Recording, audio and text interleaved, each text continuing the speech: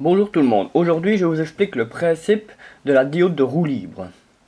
Au sommaire de cette vidéo, tout d'abord je vous expliquerai le principe de fonctionnement ainsi que pourquoi placer une diode de roue libre via un schéma électrique. Et deuxièmement, je procéderai à la démonstration de ce schéma électrique reproduit sur une breadboard. En attendant, je vous rejoins directement après l'introduction de cette vidéo.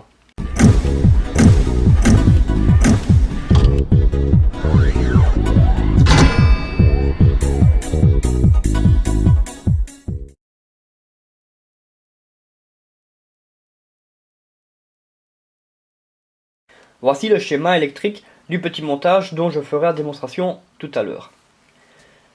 Ce schéma comprend une alimentation en 9 volts, un bouton poussoir, une résistance de 47 ohms, deux diodes LED et une bobine. La deuxième LED ici, on voit qu'elle est connectée en parallèle à la bobine, l'anode raccordée au négatif de l'alimentation.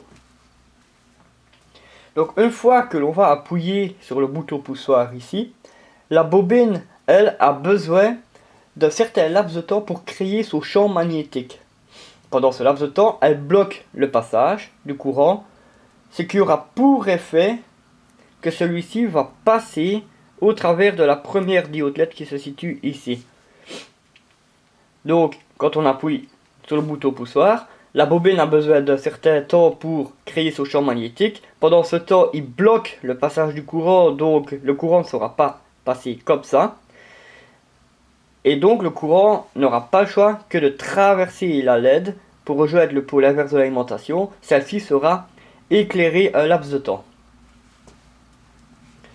Une fois que le champ magnétique est créé, le courant lui va pouvoir passer par la bobine, ce qui aura pour effet d'éteindre la LED. Ben oui, parce que vu que le courant, une fois le champ magnétique créé, il va pouvoir, donc la bobine va débloquer le passage du courant qui lui sera dévié de la LED pour ainsi passer par la bobine pour rejoindre le pôle inverse de l'alimentation. De cette façon, vu que le courant est dévié, la LED est maintenant éteinte. Donc la LED ici, quand on a appuyé sur le bouton poussoir, elle s'est éclairée que pendant un court laps de temps. Ce comportement que prend la bobine s'appelle donc l'auto-induction. Quand on va relâcher maintenant le bouton poussoir, le champ magnétique s'effondre, ce qui convertit son énergie en électricité qui a créé une très courte impulsion qui a pour effet l'allumage de la seconde LED. Quand on relâche le bouton poussoir ici, le champ magnétique s'effondre.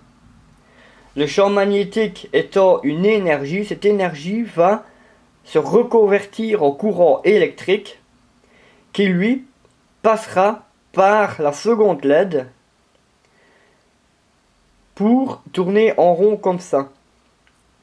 De cette façon, cette LED elle va s'éclairer également un laps de temps à la même image que si on appuyait sur le bouton poussoir et que la première LED s'est éclairée un laps de temps.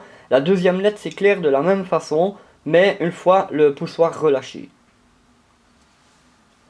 La quantité d'énergie stockée et libérée dans la LED qui sert de diode de roue libre dépendra de la taille de la bobine. Donc, on devine très bien dans ce schéma que la deuxième LED ici représente une diode de roue libre. Sauf que c'est une LED, c'est pas une diode. Enfin, si c'est une diode, mais c'est une diode électroluminescente, pas une diode de redressement, quoi. Une diode de roue libre sert ainsi à absorber le pic de tension créé par la bobine, une fois celle-ci activée ou désactivée. Ce phénomène est visible en utilisant une LED à la place de cette fameuse diode de redressement que l'on place en diode de roue libre.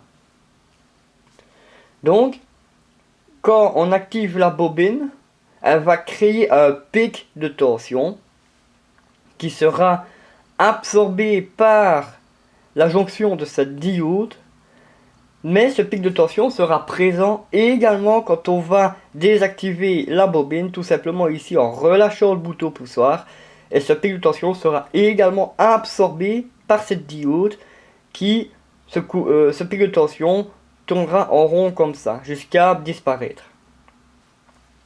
On comprend mieux maintenant le pourquoi on place une diode de roue libre pour venir protéger tout ce qui est en amont de la bobine. Je passe maintenant à la démonstration du circuit, qui est tout simplement le schéma électrique reproduit sur une breadboard. Je place ce circuit sous tension. Là, fatalement, rien ne se passe du fait que je n'ai pas appuyé sur le bouton poussoir. Quand je vais appuyer sur le bouton poussoir, on voit déjà la LED d'en bas qui a clignoté.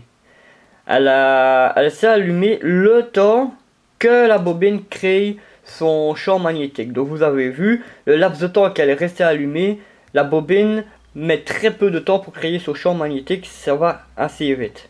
Quand je vais relâcher ce bouton poussoir, là nous avons l'autre LED qui s'est allumée également court laps de temps, pendant que l'effondrement du champ qui a donc créé un pic de tension dans la bobine qui lui a été absorbé par cette deuxième LED. Donc quand j'appuie sur le poussoir, c'est la première LED, donc la LED d'en bas, qui va s'allumer un très court laps de temps.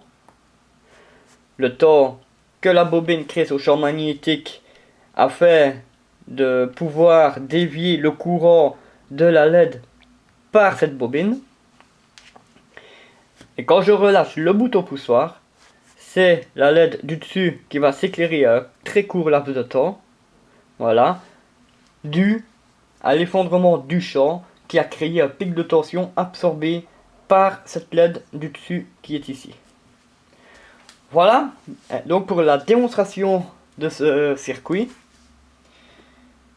j'espère avoir été compréhensif dans mes explications.